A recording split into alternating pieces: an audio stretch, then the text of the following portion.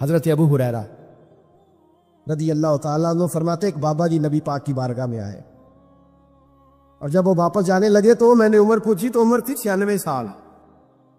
کہتے ہیں بزرگ جب آئے نا تو یہ بھنے جو ہے نا ان کی سفید ہو کے تو یوں آنکھوں پہ آ گئی، بڑی چھڑی بابا جی نے پکڑی ہوئی اور دونوں ہاتھ پکڑ کے نا چھڑی کے اوپر جھکے ہوئے ہیں، ایک جانی قربان جاؤ۔ کہتے ہیں جب وہ بزرگ مسجد میں داخل ہوئے تو میرے رسول نے کھڑے ہو کے استقبال فرمایا، کھڑے ہو، اور نبی کریم صلی اللہ علیہ وسلم نے آگے بڑھ کے بابا جی کو بازو سے پکڑا اور بٹھایا۔ حضور بیت پہ کہا بزرگوں کیسے آئے ہو؟ تو کہتے ہیں وہ بابا جی بات کرتے تو آنکھ کھول کے پہلے حضور کا چہرہ دیکھتے، پھر وہ بات کرتے تو ان کے لب و لہجے کے اندر بڑی پریشانی، بڑی تکلیف، بڑی مایوسی۔ عرض کرنے لگے یا رسول اللہ، حضور زندگی ساری گناہوں میں بیت گئی ہے، حضور غلطیاں ہی غلطیاں، اے اللہ کے رسول بڑی لمبی فہرست ہے، پاپ ہی پاپ ہے، کالے سیاہ دفتر ہے۔ حضور اس عمر میں آپ کا ایک صحابی ملا ہے، اس نے بات سمجھائی ہے تو تھوڑا خیال آیا ہے، لیکن یا رسول اللہ صلی اللہ علیہ وسلم اب میرا وجود بیکار ہو گیا ہے، حضور بوڑھا ہو گیا ہو۔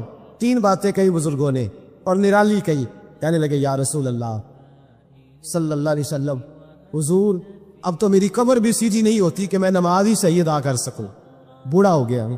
یا رسول اللہ صلی اللہ علیہ وسلم اب میرے اندر طاقت نہیں کہ میں محنت مزدوری کر کے صدقے اور خیرات دے سکوں۔ یا رسول اللہ صلی اللہ علیہ وسلم اب میں تلوار لے کے جہاد بھی نہیں کر سکتا، حضور نہ میں لمبی نمازیں پڑھ سکتا ہوں، آقا نہ میں صدقات و خیرات دے سکتا ہوں، محبوبہ نہ میں دین کے لیے کوئی جہاد کر سکتا ہوں، بیکار وجود ہے، بیکار بیکار وجود کو تو گھر والے برداشت نہیں کرتے، بچے دعا کرتے یا اللہ ابا جی کو پردہ دے دے، اماں کو پردہ دے دے، بیکار ہو گیا ہوں۔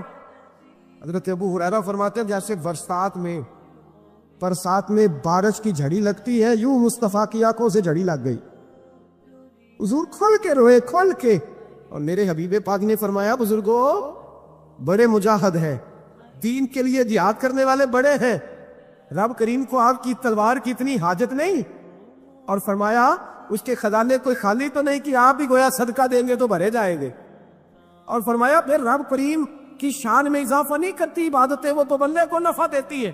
وہ بزرگوں نہ آپ جہاد کرے، نہ آپ صدقات دے، لا نبی نمازیں پڑھے، آپ صدق دل سے آ جائیں، اللہ کے رسول کا وعدہ ہے رب آپ کو بغیر حساب کتاب جنت عطا فرما دے گا۔ آنا تو شرط ہے کہ نہیں بھی آئے تو صحیح، نہ پہنچے تو صحیح، عادت ہے اس کو نہیں عادت صدقات و خیرات کی، جہاد کی، تبلیغ، آئے تو صحیح، نہ ان العبد عرفا ثم تاب تاب اللہ علیہ۔ اور جو حق والے تھے انہوں نے حق اس طرح سمجھا کہ حضرت مولا علی شیر خدا فرماتے ہیں میرا استاد اگر چاہے تو مدینے کے چوک میں کھڑا کر کے مجھے بیچ دے، میں بک جاؤں گا، لیکن اس کے حق سے میں آپ پیچھے نہیں ہٹوں گا۔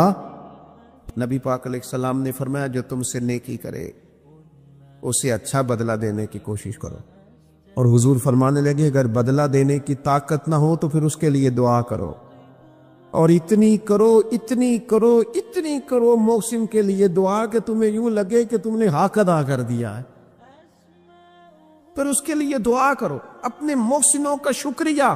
اور یارو میرے نبی پر کوئی احسان نہیں کر سکتا، لیکن میرے رسول پاک صلی اللہ علیہ وسلم سے جس نے تھوڑی سی بھی محبت کی نا، مدینے والے لینے گئے میرے نبی پاک کو ہجرت سے پہلے، تو حضور کے چچا حضرت عباس رضی اللہ تعالیٰ عنہ حالانکہ ابھی کلمہ نہیں پڑھتے تھے، وہ کہنے لگے مدینے سے لینے آنے والوں، نبی پاک یہاں بڑے معزز ہیں، ان کا بڑا اعزاز ہے، اگر تم محبوب کی حفاظت کر سکتے ہو تو پھر لے کے جانا۔ تو اہل مدینہ نے کہا کہ آپ ایک دفعہ بھیجیں تو صحیح، ہم تو اپنے اہل خانہ سے بڑھ کر حفاظت کریں گے۔ یہ باتیں ہو رہی ہیں، ایک انصاری تھے حضرت ابو الحیثم، اٹھ کے نا حضور کے قریب گئے، کہنے لگے یا رسول اللہ ایک بات کر لوں؟ حضور نے فرمایا کر لو۔ عرض کی حضور ہمارے جن جن سے بھی تعلقات ہیں ہم سب سے بگاڑ دیں گے، حضور ہم صرف اور صرف آپ کی غلامی کریں گے، لیکن ایک ہلکا سا ڈر ہے، اگر اجازت ہو تو عرض کر لوں؟ حضور نے فرمایا کرو۔ عرض کرنے لگے یا رسول اللہ کل کو اگر آپ کو غلبہ ملے اور اللہ کے فضل سے ملے گا تو پھر ایسا نہ ہو کہ آپ اپنی قوم کی طرف لوٹ آئیں تو پھر ہم سے یہ فراق یہ وچھوڑا سا نہیں جائے گا۔ حضور پھر آپ واپس تو نہیں آئیں گے؟ تو حضور نے ان کی بات سنی تو حضور مسکرا پڑے، فرمایا مدینے والوں سنو،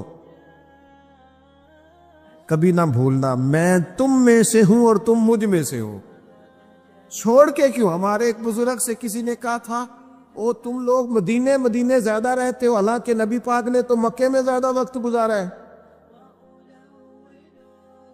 63 سالہ عمر مبارک میں سے 53 سال مکے میں گزارے، مدینہ طیبہ میں تو صرف 10 سال گزارے اور تم ہر وقت مدینہ کرتے ہو۔ وہ کہنے لگے جا کے اپنا کیلکولیٹر ٹھیک کر، تیرا یہ فلسفہ بھی ٹھیک نہیں۔ نبی پاک نے مکے میں 53 سال گزارے ہیں اور مدینے میں قیامت تک کے لیے ڈیرا لگایا ہے، جا کے کیلکولیشن ٹھیک کر۔ حضور نے فرمایا رہنا بھی یہاں ہے، دفن بھی یہاں ہونا ہے، قیامت میں اٹھوں گا تو میری قبر بھی مدینہ سے کھلے گی۔ حضرت عمر فاروق کہتے ہیں میں حضرت صدیق اکبر کے پاس بیٹھا تھا تو ایک خاتون آ گئی دربار خلافت میں کسی کام سے، تو حضرت سیدنا ابو بکر صدیق نے اپنے کندھوں سے چادر اتاری، اس چادر کو زمین پہ بچھایا، اس بیٹی کو، اس خاتون کو اپنی چادر پہ بٹھایا۔ حضرت سیدنا عمر کہتے ہیں میں نے کہا اللہ نے آپ کو اتنی شانوں سے نوازا ہے، انبیاء کے بعد آپ سب سے افضل ہیں اور آپ اپنی چادر کس کے لیے بچھا رہے؟ کون ہے آخر یہ خاتون؟ تو حضرت ابو بکر صدیق فرمانے لگے حضرت سعد بن ربیع رضی اللہ تعالی عنہ نے میدان احد میں حضور کے قدموں میں جان قربان کی تھی۔ میں نے کہا ہاں، کہنے لگے یہ اسی سعد بن ربیع کی بیٹی ہے، یہ آج آئی ہے۔ اور ہمارے ملک میں کیا ہوا؟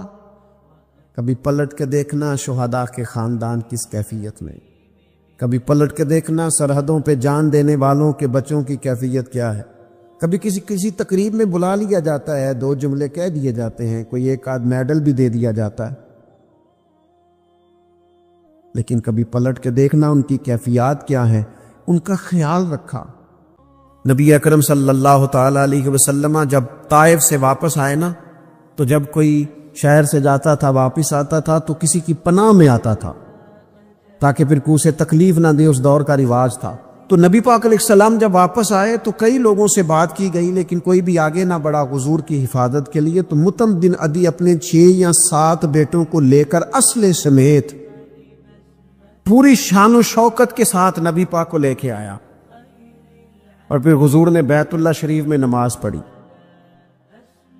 وقت گزر گیا، ایک دور کی بات تھی، وہ دور گزر گیا، اس کے بعد بڑے دور آئے، اللہ نے معراج عطا کی، حضور یہاں آ گئے مدینہ طیبہ میں، یہاں سینکڑوں لوگ مسلمان ہوئے، بدر میں اللہ نے فتح دی۔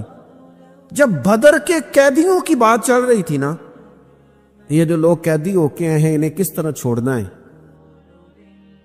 تو بڑے بڑے سردار مکے کے تیار تھے سفارش کے لیے آنے کے لیے کہ ان قیدیوں کو چھوڑ دیا جائے۔ یہاں بھی مشورہ ہو رہا تھا کیا کرنا ہے، قتل کر دیا جائے ان کفار کو، یہ بھی مشورہ تھا، فدیہ لے کے چھوڑ دیا جائے، یہ بھی مشورہ تھا، بہت ساری چیزیں ابھی طے ہونی تھی۔ تو ان ساری باتوں کے بیچ اچانک کیفیت بدلی۔ صحابہ کہتے ہیں باتیں ہوتے ہوتے ایک نیا رخ بات نے اختیار کیا۔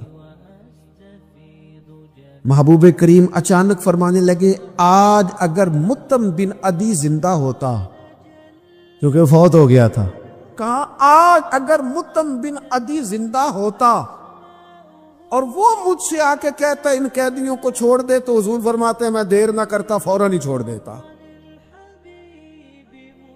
چونکہ مجھے اس کی وہ نیکی یاد ہے، اس نے وہ جو اس وقت میرے ساتھ رویہ رکھا مجھے بھولا نہیں۔ صرف ایک بات آپ کی خدمت میں عرض کرنا چاہتا ہوں کہ اپنی زندگی میں نا وہ انسان بڑا چھوٹا ہوتا ہے جب ماں اسے وقت دیتی ہے، بڑا چھوٹا ہوتا ہے جب باپ اسے وقت دیتا ہے۔ بڑے اساتذہ کے پاس بڑی کتابیں جب بندہ پڑھتا ہے وہ بھی بڑا وقت ہوتا ہے، لیکن جب اسے یہ اچھی طرح پہچان کرانی ہوتی ہے نا کہ یہ الف ہے، یہ با ہے، اور نہیں یہ تا ہے، آنکھیں کھول کے دیکھ، دو نقطوں والا تا ہوتا ہے، یہ سا ہے۔ وہ بھی بڑے مشقت والے لوگ ہوتے ہیں، وہ بھی بڑی محنت کرتے ہیں، لیکن کیا کریں، بھول جاتے ہیں لوگ، نہیں یاد رہتا۔ وہ جس کی بات سن کے اللہ نے دین کی توفیق دی، اس کی بات سن کے اس طرف مائل ہوئے، پھر ریسرچ کی اور پھر اسی کو ان پڑھ کرنا شروع کر دیا، پھر کہا کہ اوہ توجہ تو اس نے دلائی تھی پر یہ بندہ ہی ٹھیک نہیں۔ یہ ہمارے ہاں عجیب ناشکری کا اور احسان فراموشی کا مزاج آیا ہے۔ ہمیں ہمارا دین کہتا ہے آپس میں ایک دوسرے کے احسانوں کو بھلانا نہ، اور نیکی کا بدلہ ہمیشہ نیکی رکھنا۔ حضور نے فرمایا شکریہ ادا نہ کر سکو تو محسن کے لیے دعا ضرور کرنا۔ اپنی زندگی، یہ جو لوگ احسان مند ہوتے ہیں نا، یہ بڑے نفیس لوگ ہوتے ہیں، یہ حدود کے اندر ہوتے ہیں، یہ بڑے باادب ہوتے ہیں، ان کی زندگی سلجھی ہوئی ہوتی ہے، ڈھلی ہوئی ہوتی ہے۔ یعنی یہ وہ لوگ ہوتے ہیں جن کا کوئی ہوتا ہے، یعنی ان کی کوئی سند ہوتی ہے، ان کے کوئی پیچھے ہوتا ہے، ان کی کوئی بیک ہوتی ہے، انہیں کوئی کہنے والا ہوتا ہے، ان کا کوئی استاد مرشد ہوتا ہے، انہوں نے کسی سے سیکھا ہوتا ہے، ان کی کوئی پشت ہوتی ہے۔ یعنی یہ وہ ہوتے ہیں جن کا کوئی ہوتا ہے۔ اور جو کہے کہ میں تو ساری محنت آپ ہی کی تھی، ابے بھی کچھ نہیں سی دیتا، بھائی بھی چھٹ گئے سن، فلانا بھی تو بھائی او بھائی تو ڈھلا ہوا ہی نہیں ہے، ایسا آزاد بندہ، اس طرح کی کیفیات، یہ انداز درست نہیں ہے۔ اپنی زندگی کو احسان مند بنائیں۔ ہم بڑے لوگوں کے احسان مند ہیں۔